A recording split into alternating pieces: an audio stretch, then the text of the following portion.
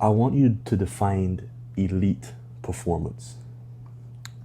Yeah, I think elite performance is getting someone to maximize their genetic potential. Everybody's been giving different gifts and strengths and weaknesses. I think when we can kind of tap that out and get someone to perform at their best, that would be elite performance. That looks different for everybody, obviously, but I think that's kind of my job as a sports performance coach, is to try to maximize whatever gifts you've been given. Yeah. On the top of your head, coming here this morning, could you think of any elite performers in today's world of sports that really stand out to you? Yeah, I mean the easy one I think is LeBron. I mean he's performed. Whether you can debate the GOAT thing all you want, and I kind of lean towards Michael Jordan in that aspect. But my guys would disagree with me on that, I'm sure. I've got a big picture of Michael Jordan in my office. But I mean, yeah, in today's sports, I mean, yeah, LeBron, and then that's Kevin Durant. Football wise, there's Saquon Barkley's a freak. Patrick Mahomes. Yeah. There's a lot of different ways you can look at that, but I think, and we can talk about this a little bit later. We get into some other stuff, but like looking back, like Derrick Rose, his early highlights of when he first got in the league, when he was winning the MVP and stuff, I mean, are some of the most fun highlights to watch. Yeah. Another guy that comes to mind is like Reggie Bush highlights from his college days at USC. I mean, wow. Some of the stuff they did, both those guys, college and then early on in their careers, was pretty impressive. I never got to watch Reggie Bush. I think I've been more so watching NBA more than the NFL and other sports besides soccer. But NBA is definitely one of those sports I've been watching for a couple of years now. And Derrick Rose, I know that he suffered with a lot of injuries, didn't he? Yeah. And I think, like we talk about elite performance, like at his high, I mean, I've rarely seen someone that explosive. I mean, his ability to like start and stop, take off, I mean, violent dunks, super fast. But I also think that probably led to a little bit of his demise. Like, I think elite performance, it's a fine line, right? And I think when you get to that extreme explosiveness and things like that, you can kind of teeter that line a little bit, that like he was probably so explosive that it maybe led to some of his injuries. And I think, like, I don't know if a strength coach could have fixed that. Like, we can't prevent injuries, obviously. And I don't know what his strength background was or what his eating or sleeping habits were. Those all play a factor in injuries. But, like, it's a fine line between, like, extreme performance and then kind of that, you teeter that line of detriment where, like, it can kind of lead to injuries almost because you're so explosive and so violent in how you play. But injuries, this is a show that I've just started for fun. Yeah. And I realized that the main reason why I started it, or what caused me to start it, was actually an injury or injuries. I just wanted to see what I could do at the time where I was injured, and just a lot of time on my hands sitting on the side. Yeah. So I managed to just, let me just pick up the camera and start talking. Yeah. But now that I'm sitting here with someone whose main focus is performance and performance in athletes and at the highest level in college, injuries, and we'll probably talk about this later on, and I haven't even introduced who you are yet, but now that we're talking about injuries, are injuries completely preventable? Not completely, no. I mean, that's like, I always caution my staff not to use the term injury prevention in what we do. Like, I spoke to a class the last 2 days, and I asked them kind of what do they thought, like strength coaches, what their job was. In both days, an athlete said, it was an athlete, like a student athlete class. In both days, someone said injury prevention. I always caution our staff not to use the term injury prevention. We can't prevent injuries. If I could, I'd be a billionaire. So our job, part of our job is to mitigate injury, to lower the risk of injury. Nothing's preventable. Like, bodies were not meant to perform at like an elite, like sports are like a crazy thing. Like, our job is like make people as explosive and strong and powerful as possible. But when you start to do that and you start to collide with other athletes who are doing the same thing, like things are going to happen. Like you're playing contact sports, you're performing at a high level. Sometimes things break down, and so nothing is completely preventable. Yeah. I dealt with a lot of injuries, and we can probably talk about this as well later, but like I dealt with a lot of injuries in high school, and I think that's what led me to getting into this field. Like I broke my leg twice, tore my MCL once, dealt with patellar tendinopathy in my knees like crazy, and I wanted to be able to help athletes so that they could accomplish what they wanted to accomplish to the best of their ability, knowing that like you can't prevent injuries, but I felt like maybe I didn't get some great advice on coming back from injury, how to work on things in the weight room that would maybe help lower those risks. And so that's kind of where my like interest kind of started to peak in this. Was like, I've had these injuries, I know what this feels like. It sucks because it kind of derailed what in my head was my dreams of going on and playing college sports and things like that. So it allowed me to kind of start diving into that, and that's if I can help lower the risk for an athlete, then I think I'm kind of doing what I came here to do. Yeah, and I would have not known. I knew that you would have played sports. Is basketball? So growing up, I played football, basketball, and track all through high school. I grew up around sports, and so I mean, my dad was playing college football when I was born. Mm-hmm. So like, all I wanted to do was to be a college athlete. That was like my dream from the time I was little. And at some point, I realized that wasn't going to happen. Just I missed a lot of time with injuries, and unfortunately, that wasn't going to happen. So yeah. When did that realization hit? Sometime late in high school. I had missed multiple seasons, and so I just realized I didn't have the tape and things like that, and just didn't have the opportunities to do that. So so that kind of led me into starting to figure out what I was going to do after. The ball stops bouncing for everybody at some point.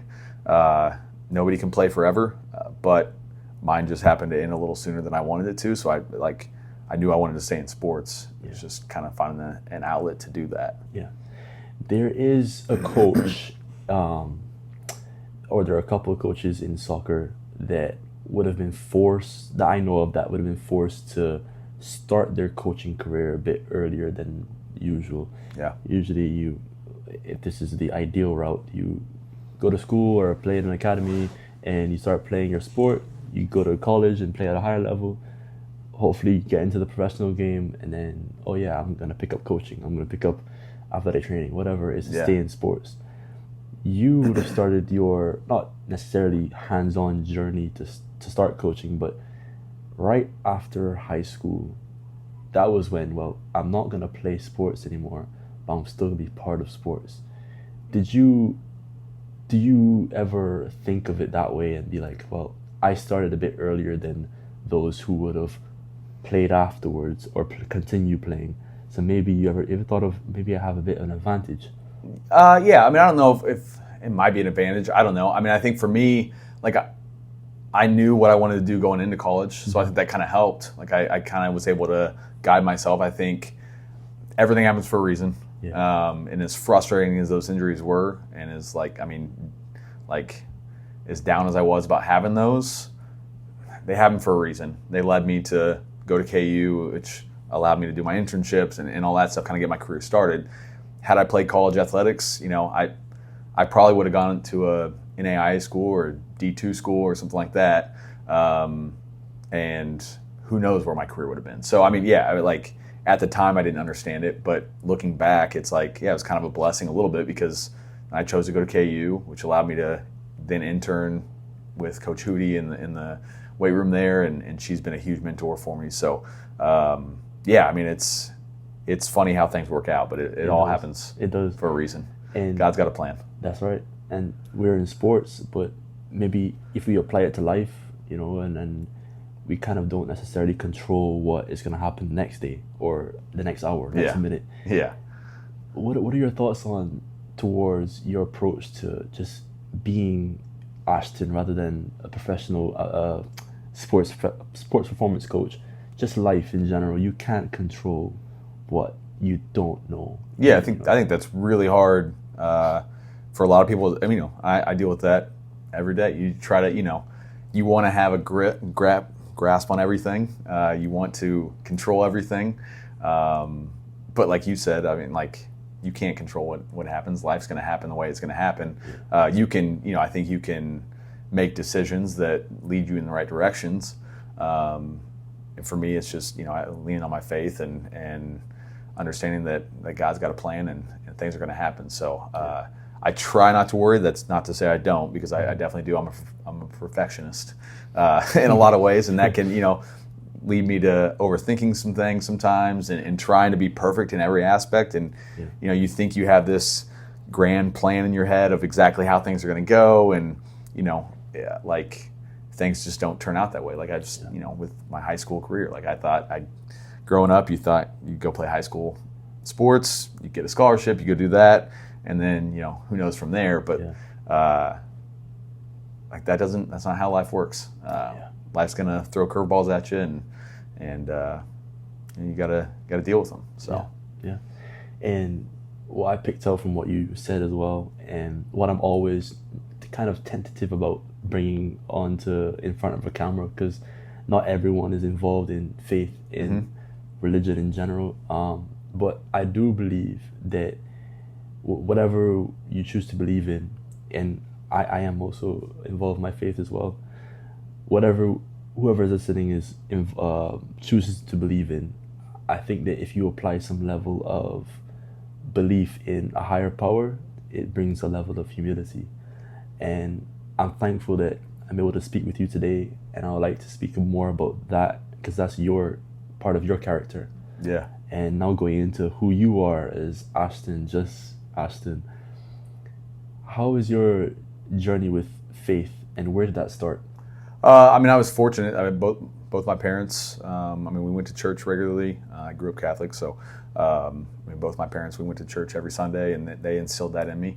And I think life, going through those injuries and things like that, I think can, sometimes make you question why things are happening. And like, for me, it was just coming to that realization that everything happens for a reason, because I can look back now at my life. And like, I can remember, like, when I broke my leg the second time, laying in bed, like, it was my first varsity start, and laying in bed, like, why is this happening? And at the moment, because it felt like my dreams of, going and playing college athletics, things like that, those were all being shattered at that time.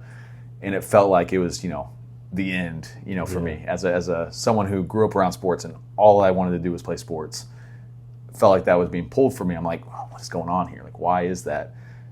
But again, now I look back, and had I gone on and played sports, who knows where my career would be now? Like, everything happens for a reason. So it's just, like, I try to lean on that as much as possible. Like, just knowing that things are going to happen, God's got a plan, and you can't try to control everything, and you just got to kind of put your faith in that, and that God's going to take care of you. And, for me, that doesn't have to be for everybody, but for me, that's what I lean on. Yeah. Are you able to kind of maybe show this to the athletes that you're coaching? Maybe that they're kind of on the fence about, believing in something more powerful. Is that a challenge? Yeah. I think for me, it kind of depends a little bit on where you're at. Yeah. I've been at Oral Roberts, which was a Christian school. So you're able to kind of do some things there and talk about that stuff a little more openly. I'm at a public school now. It's, not that it's frowned upon by any means. We definitely still, Coach Mills has a master's degree in theology. So he'll use aspects of that thing in what he does. And so, I think I have conversations with athletes all the time about, if they're struggling with something, just kind of trying to pull from my experiences and my faith to help them as much as I can. Like you said, everybody's got different beliefs and things like that. I know what works for me and what's helped me get through things. So if I can help an athlete get through something that they're going through with those same lessons that I've learned, then awesome. I try to do that as much as I can. Yeah. And let's start with where you would have started, and that would have been at KU. Yeah. So I did my undergrad at KU. I did an internship there my final semester. Yeah. And I think, I don't know, I was talking to that class yesterday, and I was kind of just telling them about my past.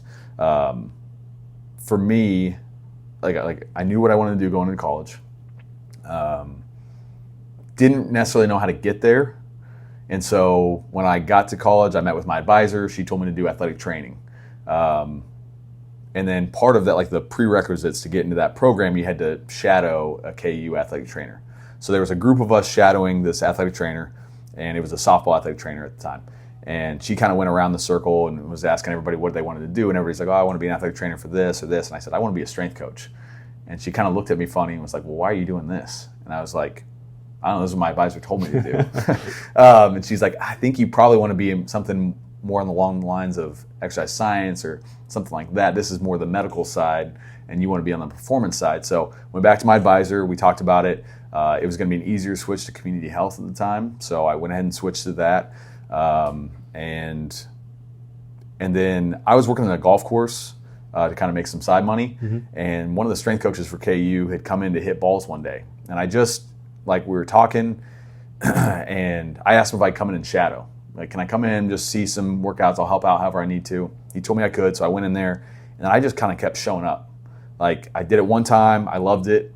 I kind of realized, okay, this is what I want to do for sure. This is my second to last semester in college. I just kept showing up, and finally one of the assistants was like, what do you want to get out of it? Are you want an internship, or like you keep showing up? What do you want to get out of this? And I was like, actually, I have to have an internship to graduate. So like that would be awesome. Mm-hmm. And so he told me, Glenn Kane, who's one of my biggest mentors now, he actually gave me a little bit of a dose of reality. He had me take this test that was kind of a practice exam for the certification you have to have to be a strength coach.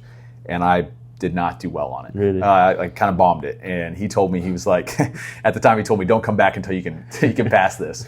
And, look, that didn't stop me. I kept showing up. And then he was kind of in charge of, when I got my internship, he told me, if I kept up with my grades, I would have an internship that next semester. And so I stayed in touch with him, did my internship, and then he kind of guided me along with Coach Hootie, who was the director at the time at KU.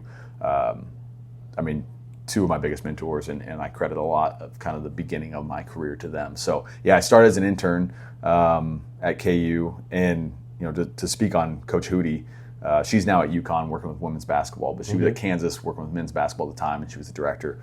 I grew up a Jayhawk fan, and so for me, like you knew the name, and I was having the opportunity to work for her. Yeah. So I remember it was like the first week I was there, and I finally, I was like, okay. She hadn't been around a lot because it was in the middle of the basketball season, so she was traveling.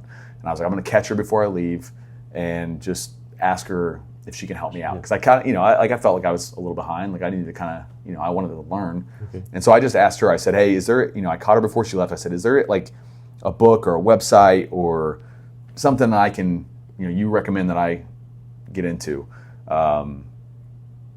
And she told me to bring her a question every day, and we would sit down and talk about it. And for that semester, that was huge for me. And I can't thank her enough for that, because for someone in my eyes who was the best in the business to invest that amount of time in a nobody like me as an intern, that meant a ton to me. And we would sit down. It might be 5 minutes one day, it might be an hour one day, but I would try to bring a question to her every day, and we'd sit down in her office and discuss it. And if she didn't have the answer for it, we would sit there and dive into it and look it up, and that made a big impact on my career, just kind of starting out. So that's kind of my first experience in the field. Yeah.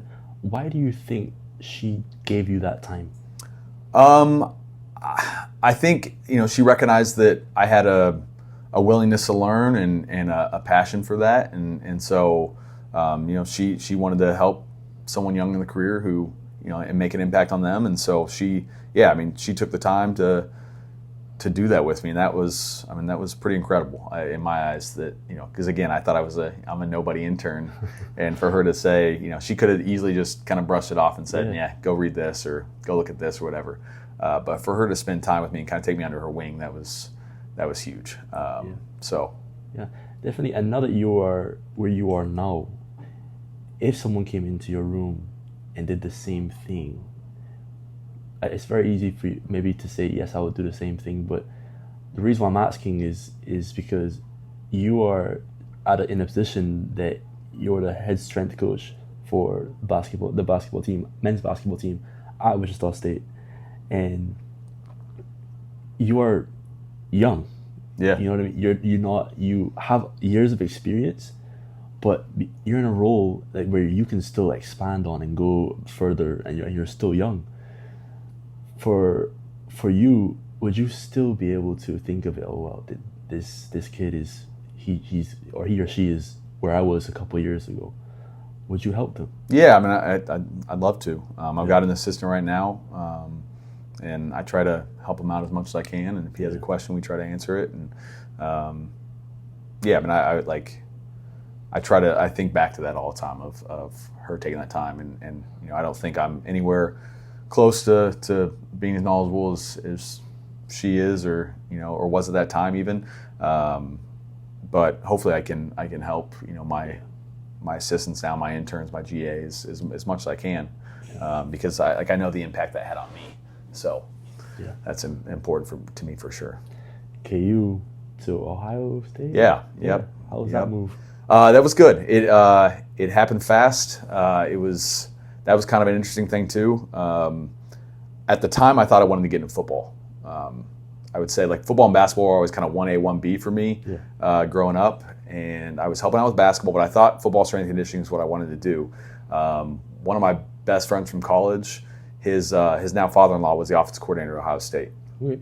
And so we had gone up there and visited a few times, and I got to know him. And I had just reached out and I just asked him if he could get me in contact with their strength staff, so I could maybe do an internship or whatever when my time at KU was done. And he gave me the email to their head strength coach, and I emailed him.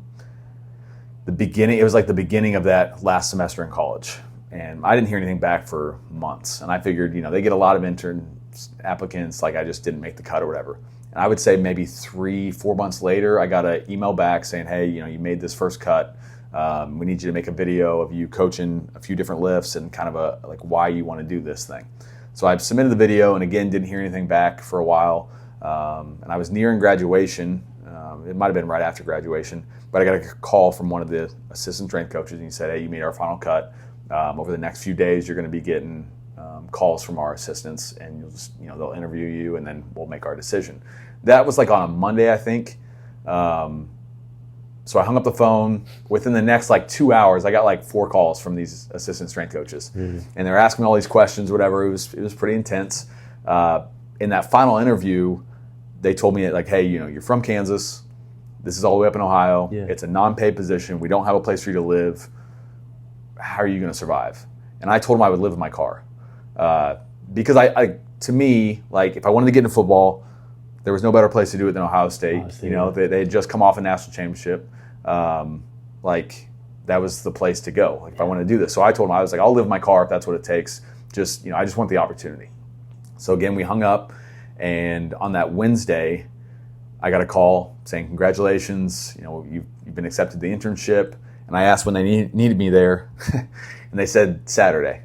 So I called my parents. I told Coach Hootie, you know, I'm accepting this position. I packed up a couple bags of clothes, an air mattress. They told me they did have a place for me to live, actually, when they told me, yeah. So it was kind of a test to see how bad I wanted it. You know, they get a ton of applicants every year. They got to kind of weed out the people who aren't serious about it. And so I use that as a lesson all the time for people wanting to get in this field, coaching in general. Like, you got to be willing to do what it takes. And like for me, it was telling them that I would sleep in my car, because I would have. If that's what it would have taken, I would have done that. I would have figured it out somehow. But they had a place for me to live in the dorms with the athletes. So I lived there. I packed up my stuff. I was on the road by Friday, and I started on Saturday morning at 6 a.m. So it was a quick turnaround. Fortunately, I've got 2 great parents who were able to kind of pack up the rest of my apartment, and they took all my stuff home, and I moved up to Ohio for, I think I was there for 7-8 months for the 2015 football season. So yeah, it was kind of a whirlwind. What do you think would have happened if you said, well, I'm going to need some place to live? What do you think would have happened? I wouldn't have got the position. No question. Because when I was there, we interviewed, or not we, but the staff interviewed another intern candidate. and he had long hair, he had a beard, and in his interview, I guess they asked him if he would shave his beard, cut his hair, all that stuff. Kind of the same thing they did with me with the sleeping arrangements. And after they got done, one of the assistants came in and said, hey, he did a great job in the interview. He probably would have got it, but he said he wouldn't do that. We weren't going to actually make him do that, but it was kind of, it was a test. Really? So he didn't get the position because of that. So I know that if I would have said, I don't know what I'm going to do, I'm going to need a place to live or something like that, I'm going to need to get a side job, whatever, I probably wouldn't have got that position. So, again, I use that as an example to, people coming up in this. My time at Kansas, I just kept showing up, willing to do whatever it took, and then I got the internship. And then when I got the opportunity to interview at Ohio State, I told them I would sleep in my car, and that's how I got that opportunity. So just this isn't an easy field to kind of get going in. There's not a ton of opportunities at some of the highest levels, and so if you want to do this and you're serious about it, you're going to have to make some sacrifices. And I worked for free for over a year, and then my next job at SMSU didn't pay me much either. So really? Yeah.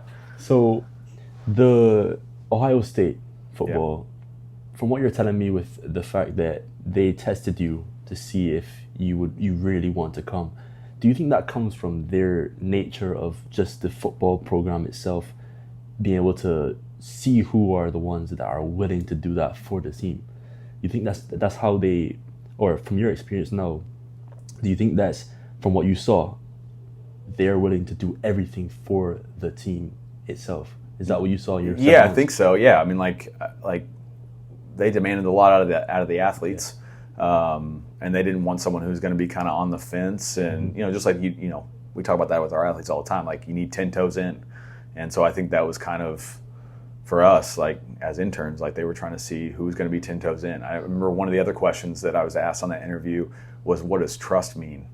And I remember kind of hearing that question, and I'd never really thought about that. What does that mean?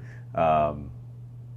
But it was that willingness to do whatever it takes to get the job done. If you ask me to do something, I'm going to get it done. I'm going to get it done right.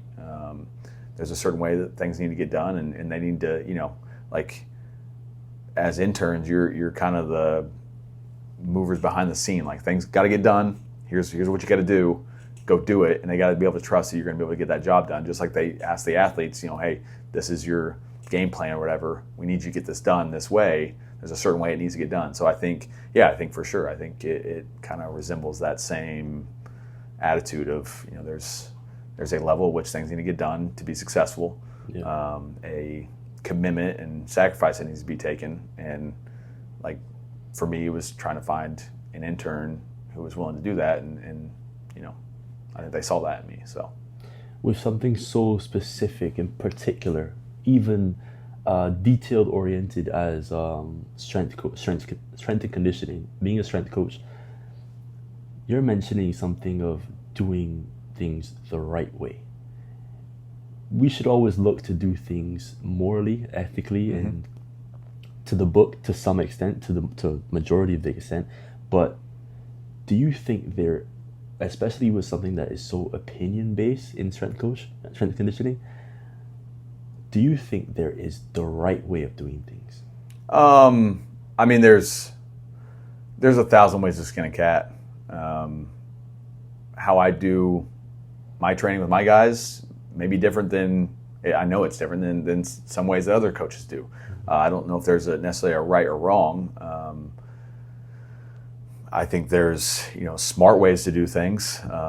There's we try to back everything we do with science and have a reason behind everything we're doing. So it's not just, I think maybe that's a misunderstanding of our field sometimes, is that it's just throwing some exercises up on a board and saying go do it. I tell our guys all the time, if you want to know why we're doing something, ask me, because everything we do has a purpose. And I have a way I need to get done. So ask me questions so that I can help answer those questions. And because when I'm planning things out, I think about, what needs to get done, how's it got to get done, so that we can get the most out of it. And so I think that's important. Yeah. Ohio State well, probably one of the biggest college or even sporting franchises in the U.S. One of moving from there after the season, was that a decision you had to make? Yeah, I mean, I was obviously looking for, I was an intern at Ohio State, so like that's a stepping stone type position. Like you're trying to build your career, and so I started looking for that next step. The job at Southwest Minnesota State was something that came up. One of our assistants brought it to me and said, "Hey, this position, you might think about applying for it." And so I did. And I mean, that was just kind of the next step in my career. I felt like it was a graduate assistant position where it was kind of a unique position, and I thought it was a great opportunity. Like it was to go from an intern to being like in charge of football at 24 years old, I think I was when I took that position. Wow. Like that was a big step in my career and something I felt like I needed to do. And it was kind of learning by, I was thrown in the fire. It was definitely a challenge at times, but I grew a lot. I think in that year and a half I was there, I look back at some of the things I did in that year and a half, and I would definitely do things differently now as far as just some of the programming things like that. Yeah. I was still very young and inexperienced in some ways and in a lot of ways, but it was just trying to figure that out. And I think that's that helped me grow a lot in my career because I was the only strength coach in that entire athletic department. So like I just kind of had to figure it out on my own. Like I would run into issues, different things with all different stuff.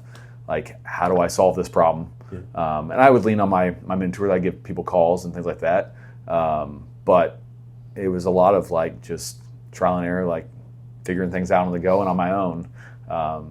And so that was it was a great experience. I love my time there. I still text and I get Snapchats from my former players all the time, and that from SMSU. Great experience. I met my fiance at that school, really? So it was an awesome experience. But it was kind of a whirlwind. I mean, I went from being an intern at in my eyes, they had just come off a national championship, so the best football program in the country. Yes. And I still think that football team in 2015, we didn't win the national championship. We lost one game that season. I think it's the greatest team to not win a national championship in the history of college football. That was a bummer. We didn't win one. We lost in a last-second field goal to Michigan State. But to go from that to seeing how things operate at that level, and then going to the Division II level where we didn't have the equipment. Like our weight room was, not only was it the athletics weight room, but it was also the rec center for the school. Really? So we'd be in the middle of sessions and you'd have like random students coming in to get their lift in. The floor was like, it was like these tiles, and they had like expanded because of the humidity, and so they were overlapped. I mean, it was pretty rough in there, but you just figure out how to get the job done. Yeah. And I think that was a great lesson, like to be able to see, okay, how do things get done when you have all the equipment in the world, all the support. A Division I football strength staff, it has a head coach, 4 assistants. We had 5 interns. There's a lot of people. And now I'm on my own completely. No interns, no assistants, and I'm managing 100 guys. It was overwhelming a little bit at times, but it was a great learning experience. And I look back to that year and a half and with fond memories because it was a great experience. Yeah. Hopefully my athletes that I coached got something out of it too. I know I made mistakes because I was young and trying to figure things out on my own. But hopefully they got something out of it, and I think there's probably a reason I still stay in touch with a lot of those guys. I mean, I think hopefully I made an impact on them, and that's all I can ask. You're reflecting on it now and saying that that was a good opportunity to learn, especially being a graduate student who's head of a strength program for a football team in Division II. At the time, you're seeing everything completely differently, where you're coming from, again, the best football team arguably at the time to a Division II, which doesn't have the same facilities, same players, same backing behind the school. What at the time where you're seeing all this, and you said already that you had to adapt, you had to adjust to the new environment. But was there ever a time where you were like, well, this is not what I expected? I honestly don't think so. Because I knew it was part of the journey of my career. Like I was only making $8,000 a year in a stipend. It was just, I don't know. I try to be present in the moment and just take it for what it was. I knew that I wasn't going to be there forever. Yeah. But if I did the best I could do in that position, then it was going to lead to good things for me. Be where your feet are. Be where your feet are is a big thing I try to do all the time. Like, just be where you're at right now. If you can do the best you can be in that moment, mm-hmm. good things are going to happen. Like we talked about earlier, you can't plan what's going to happen. You don't know what's going to happen. This field, you never know where you're going to be. Things are just going to happen, and I think how you approach where you're at right now will lead you in the right direction. So for me, it was just like, I've got to do the best I can do with these guys right now. And if I give my best effort with these guys here, it's going to lead me elsewhere. It'll lead me up the path and on to something better. And I think, so far I've seen that pay off. Awesome. I wanted to speak on also what you said, and you were very clear about it.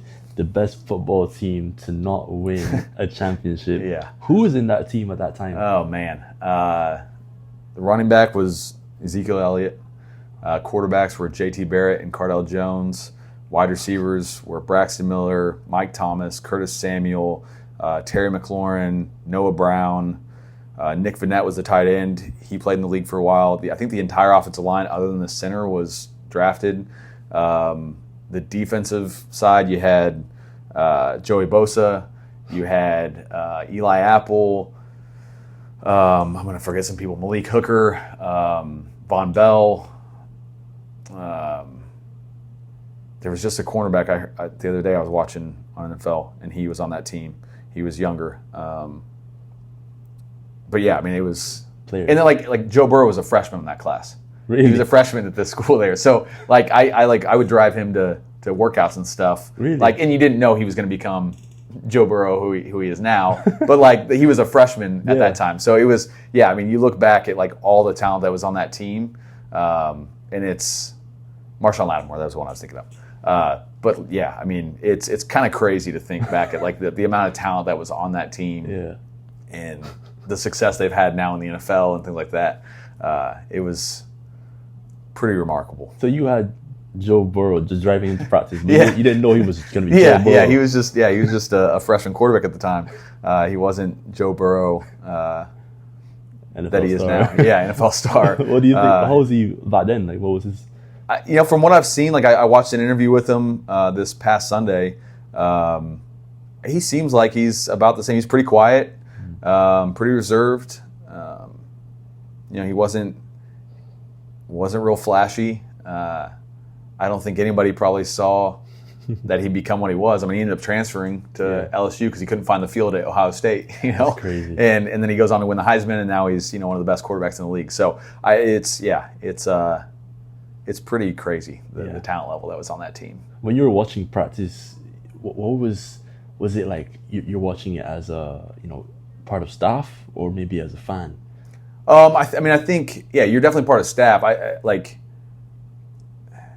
We realized, we would talk about that all the time as interns.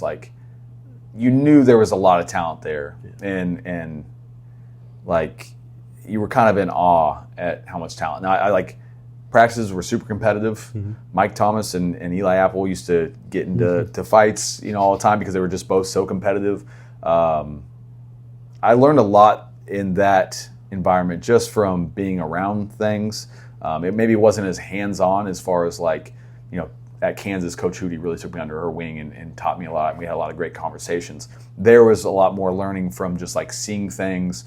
Coach Meyer, Urban Meyer was the head coach at the time. Listening to him speak, one of the best public speakers I've ever seen in my life. Didn't waste a breath. So to see his leadership in that aspect was pretty unbelievable. Coach Mick, the head strength coach, he's been there for a while now. He was a great leader as far as just leading the team and making sure that everything was on point. So to see that stuff, that's where I was always just trying to watch what was going on, just to see at the highest level, what does that look like and how does that operate? And unfortunately, we didn't win a national championship that year, but you still like just the day-to-day, the way things were done, the things that they were asked to do, it was, everybody spoke the same language in there, like almost like, it was pretty crazy. Like the phrases that people said, like everything was just the same across the board. And it was pretty impressive, like what was going on in that facility at the time. Yeah. There's definitely a few questions of the quick-fire questions I'm going to talk about, particularly about the different teams you've been in. Mm-hmm. If we want to go straight into the quick-fire questions. Sure. With the first one, would you rather an athlete overtrain or undertrain? Yeah, I saw this question. I don't know, honestly. But that's a tough one. You don't want them to undertrain, obviously, because they're not going to get anything out of it. If you overtrain, then you're increasing your risk of injury and things like that. So and burnout. I think that's kind of my job as a sports performance coach, is to kind of manage that stuff. Yeah. Like they obviously have practice. They're getting a ton of individual work. They're in the gym constantly. So I think it's kind of my job to see what buckets are being filled on the court, and then figure out what we need to do in the weight room to enhance that and then keep them healthy. So I don't know if I have a great answer for that as far as which I'd rather have, because you want to find that balance, and that's kind of my job, hopefully. That is a very difficult question. It is. That's a tough one. I saw that one. I was like, oh man, that's gonna be a tough one to answer. Some athletes succeed because of genetics, not their work ethic. Agree or disagree? I would say some. I don't think they'll have long-term success. Genetics will get you so far, but you get to this level. Like I was asking the student athletes yesterday when I was talking to that class if they knew what percentage of high school athletes go to play Division I athletics. It's around 2%.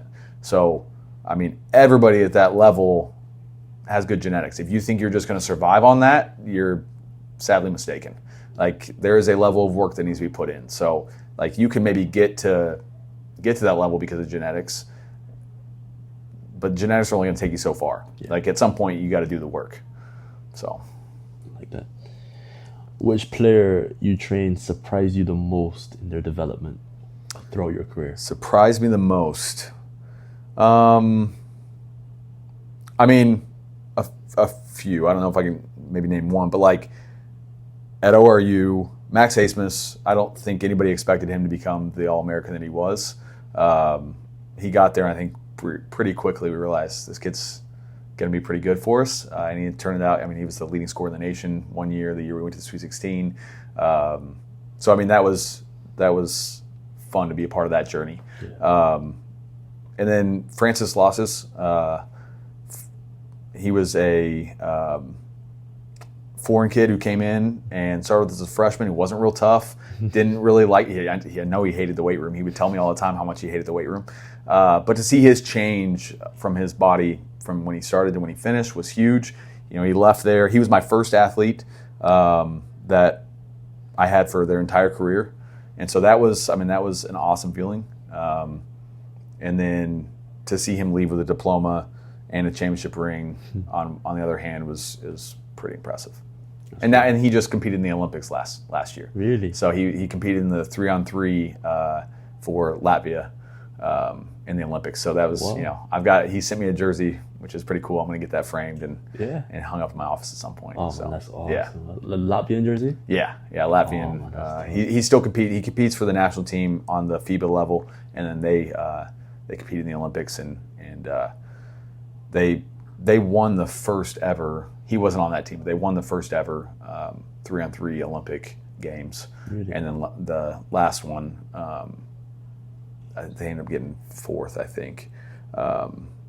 But it's pretty cool to see an athlete that you trained at one point compete in the Olympics. So that was pretty cool. Yeah. And hopefully he's going to be on the team still when they come to the Summer Olympics here in the States. So I would love to go watch him. One of our assistants actually flew over to Paris to watch him the past Olympics. So it'll be 2028. Yeah. So I'm hoping he's still playing. Hopefully. So we can see him in person. That'll be cool. Pretty cool. But if you could redo one part of your coaching journey, what would it be? Man, everything happens for a reason. So, I think It's the butterfly effect. If you change things, who knows what happens. But I think if I look back at my time at Ohio State, I would have maybe been more willing to ask more questions. I think we were kind of under the impression, we talk about this all the time with my buddies who were interns together, like we were kind of told to just keep your head down and work. And we were a little maybe scared to ask questions because we were just nobody interns. I wish, like looking back now, I would have, talked to Coach Mick more and asked him more questions if I could have, just because I didn't maybe do that as much as I wanted to because we were so like, just keep your head down, just don't speak unless spoken to, and just work. So that's maybe the one thing I would change. Other than that, you make mistakes here and there. You try to learn from them and move on, and hopefully I've done that over my career. So and like I said, everything happens for a reason. So who knows what would have happened if I would have changed much. It does. Now, the caffeine ban in NCAA, is it necessary? What do you think? That's one of those ones that, is it necessary? I mean, there's a reason they have that rule. I don't know. You'd have to consume a lot of caffeine to test positive for it. I mean, I always caution our guys, just be smart.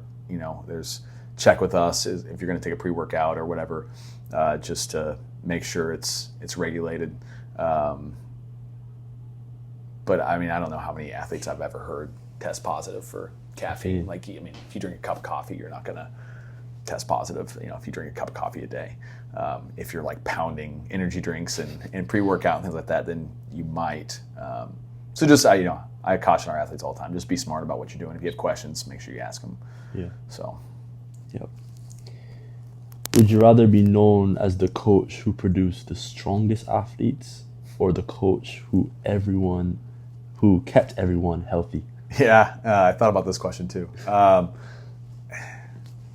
Obviously, if you're not healthy, you can't play. Yeah. So that's really important. And you can't prevent injuries. It'd be nice if you could, but if everybody's scrawny and weak, you're not gonna have much success either. So I don't know. That's one of those ones I don't know if I have a great answer for, because they're both super important. I guess maybe I'll lean. I want everything we do to lead towards good health. Yes. But there is a aspect of like, we've got to get bigger, stronger, faster. So I don't have a great answer for you on that one. I think that's a good answer, to be honest. I don't know if I was a certain coach, or even if I'm a player, would I want to be strong but injured every couple of days, Yeah, no, I mean, you don't want that by any means. I mean, you don't want to create someone who's injured all the time. That's not the goal by any means. They can't help you if they're injured. Yeah. Injuries are super frustrating. Mm-hmm. I dealt with them myself, obviously. But again, if we just keep guys healthy all the time, we put them in bubble wrap and make sure nobody ever gets hurt, like, we're not going to be very resilient when it comes to like competing at the highest level. So yes. Every athlete should Olympic lift. Is that the case? Not every athlete. No, that's my opinion on that's maybe changed over the years. I used to do a lot more weightlifting movements, cleans, things like that. I think the transfer portal has played a lot in that. I used to have athletes for 4 or 5 years. I don't have athletes for that much time anymore. Some of them can be pretty tough to learn if you've never done them before to do them proficiently. I'm sure, there's probably coaches out there who disagree with me, but if I've got 6 months with an athlete, there's other ways I can get guys explosive. And so I don't think every athlete needs to. If you've got an athlete that you're going to have for a little more time, then I think they're great tools. Like I said, I used to do them all the time. Coach Hootie did them all the time at Kansas when we were there. When I was at ORU, I did them a lot more.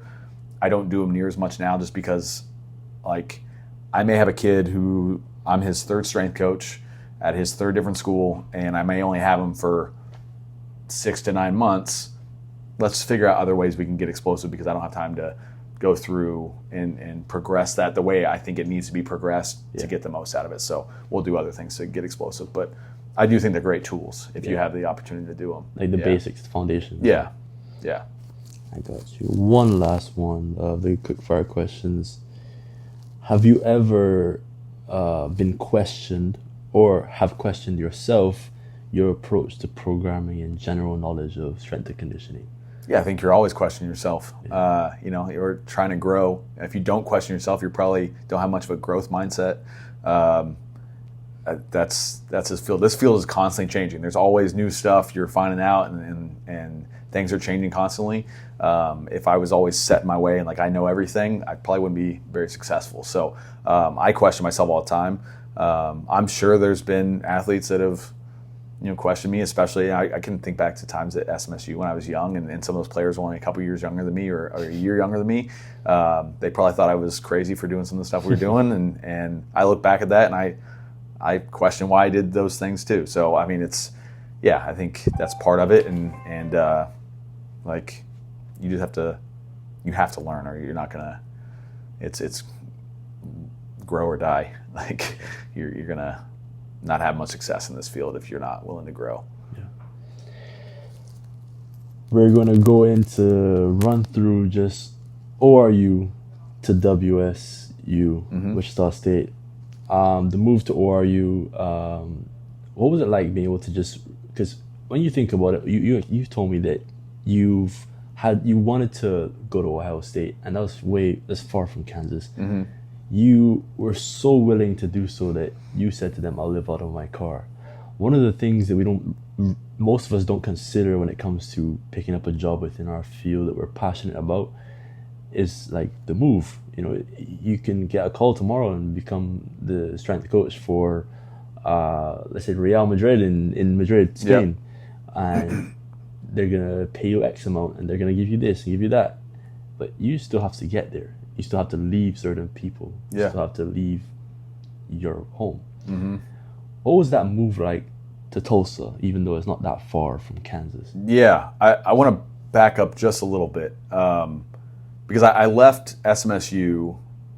It kind of goes back to that growth mindset we were having. I was young and I felt like I didn't maybe know as much as I needed to know. And so Coach Hootie presented me the opportunity to come back and work for her again as an assistant. And I just kind of had to weigh my options. Like if I'm going to go there for a year position or stay at SMSU, what was going to be the best option for me? I felt like I needed to go learn some more and be under her because I knew what she had done for me in that 6 months I was an intern for her. So I took that opportunity. And that led me to going to ORU. The moving part is something I think, like I try to, if someone comes to me and they talk to me about wanting to be a strength coach, it's something I try to like put out in front of them early because that's something that I don't think a lot of people maybe understand. Yes. There are 3 jobs in the state of Kansas for what I do. So like you can't want to be a strength coach or a coach in general and say, I want to be a coach and I only want to coach in the state of Kansas. If you want to be at Division I, there's a lot of high schools obviously, and there's other colleges, but for what I wanted to do, be at the Division I level, like you've got to be able to move anywhere. So the move to Oklahoma, again, it was kind of like we talked about the move from Ohio State to SMSU. It was kind of the same realm. I hadn't had a full-time position yet. So when I got in touch with Coach Mills at ORU, like that was the next step in my career. I didn't know who Coach Mills was at the time. I tried to do as much research as I could. We started talking. He had just finished up his first year and was looking for a strength coach. And we had kind of talked towards the end of his season. And as soon as the season was over, I went down and interviewed. Really enjoyed my conversation with Coach and thought that he was turning that program in the right direction because they were in pretty bad shape when he got there. And so it was an opportunity for me to have that first full-time position. And it was, I didn't really even think about the move because it was necessary. Like I had to do it. Like if I wanted to get into Division I athletics, like this was my opportunity to get my first full-time position. So it was a great opportunity, and I'm glad, I'm super appreciative of Coach Mills taking a chance on me. And we've had some good success together. I was with him for 5 years at ORU, and then when he came to Wichita State, he brought me here. So I just always tell people when they're getting in this field, like you've got to be willing to move. You can't say I only want to be in this area. Like I've interviewed at places in California and New York and Texas and all these different places, and just being willing to move. And I'm fortunate to be back in the state of Kansas. I honestly didn't think that would ever happen, just because like I said, there's 3 jobs in the entire state. Yeah. So the fact that I'm back in my home state coaching, like when Coach Mills made that call and told me he was going to Wichita State and asked if I would go with him, I mean, I was in my office like fist pumping, and I was fired up because I was going home, Yeah. So because I just didn't, I like that. That never even crossed my mind that would ever really happen. Like the stars just happened to align perfectly, and it was. So going to Tulsa, like that was just part of the journey. Like it's like, all right, let's do it. Let's go to Tulsa. And I was fortunate that wasn't that far from home either. It was 4 hours from my hometown, and I could still, if I needed to get home for something or go see my buddies in Kansas City or whatever, I could do that pretty easily. So it was kind of a perfect fit. Yeah. Now, Tulsa, and we spoke about the type of personnel that were at Tulsa when you said certain players who you developed and seen their development. But moving from Tulsa back to home, as you just said, like you're going back home, you're going to be close to home, close to your hometown. And where you are right now is the position that you were excited to be in at that time. Do you feel that same, I'm going to get up in the morning today on a Wednesday and I'm going to be the head strength coach for men's basketball at Wichita State University? Do you feel that type of, well, this is my passion, I'm excited to go to work today? Yeah, I mean, it doesn't miss me. Like I'm super fortunate. So like, I mean, yeah, the fact that I get to do this job every day fires me up. Like you understand, like growing up in Kansas, and I graduated from KU. You understand what Wichita State basketball is and what it can be, the history of it. So I mean, yeah, I'm very fortunate and blessed to be here. I love the opportunity. I think we've got a great fan base. Hopefully, as we continue to build this program, we can get the Roundhouse back to being packed again and getting 10,500 in there. That's the goal. I think we've got a good team this year, and so yeah, I mean it's super exciting. Like I love what I do. I'm very fortunate to be here. It doesn't miss me how fortunate I am to have this job. I love that. And as we begin to put everything together, we're gonna finish up here, but let's go back to what we talked about at the beginning and more towards who you are. And I like to put faith and purpose in the same conversation, but what would you describe your purpose now that you've described your profession and also what you've done and who you are? What's your purpose right now? Yeah, I think my purpose is to try to make the men on our team the best versions of themselves as possible. Like I said earlier, at some point the ball's going to stop bouncing, right? And so we have to push these guys not only to make them the best basketball players they can be. Like that is obviously the goal. Like we need them to be good on the court and for their careers, for our team success, things like that. But at some point the ball's going to stop bouncing, and we need to make sure that they're prepared for life afterwards. So I was fortunate, like, to be surrounded by some great coaches growing up who showed me what that could look like. And my dad was one of my coaches growing up, and I mean, my biggest hero is my dad. And so, like, I saw from a very young age, like he had me my mom and dad had me when they were in college. They showed me what hard work can look like. They from being parents at 18 and 19 years old, dad becoming a coach and teacher. My mom is now an eye doctor. I'm super fortunate to have that upbringing. They've been together for 34 years now. That's that's pretty impressive. And so, like, being around that, and then just growing up in the locker room with my dad, he was an assistant football coach, and he's been on that staff at Holton for 25 years, I think now. And so just being around that, and then Coach Barta, my head football coach, there in Holton, a lot of other great coaches. Russell Reeder is someone I always have to credit. He's a longtime Chicago Bears strength coach from my hometown, and he retired when I was like, I think 8th grade, freshman year, somewhere around there. Wow. And so having him around the weight room and just getting to talk to him, like that also, like when I was trying to figure out where I was going to go with my career, like I knew sports in some aspect, maybe coaching, okay, kind of figuring that out, what aspect of coaching, and then being around Russ, kind of talking to him, like, okay, this sounds like a pretty awesome career.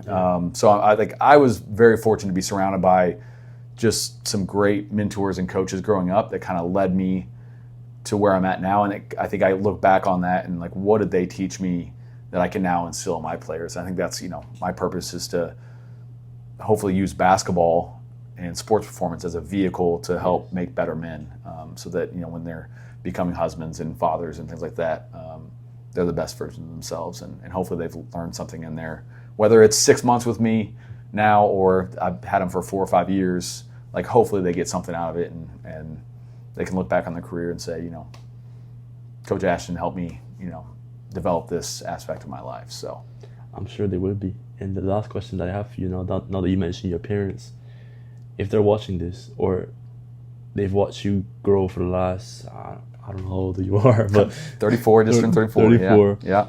They watch you grow. And I'm in a position where, I still address you as coach, or even if I'm showing my most respect to you, Mr. And rather than your first name, although I call you Ashtin. But I do admire what you do and what you've done, and for coming on this podcast and sharing what you have shared. But do you think and do you hope that your parents, looking back on what you've done so far and what you could do in the future, what you will do in the future, do you hope that they will look at Ashtin and be like, yeah, I'm proud? Like, yeah, you're always trying to make your parents proud. Yeah. And I'm super fortunate that I had a stable upbringing with two parents who were, together, or they're still together 34 years later. I don't think that, like, to have a kid when you're 18 and 19, stay together that long, that doesn't happen. Yeah. So again, I'm very fortunate that that's the case. So yeah, hopefully they're proud of who I am, and I try to make them proud every day. And I'm just fortunate that I had such a great upbringing, and they helped me a lot along the way. When I was unpaid jobs and things like that, they were kind of my guidance, and still are to this day. I love my parents, and very fortunate to have the upbringing I had. Awesome. They instilled faith in me and all that. So, Coach, thank you. Yeah, thanks for having me. This has been awesome, and hopefully your audience got something out of it. I'm sure they do. I'm yeah. sure they do. But thank you so much. Yeah, absolutely. That's it. Hey, good talk, man. Yes, thank you.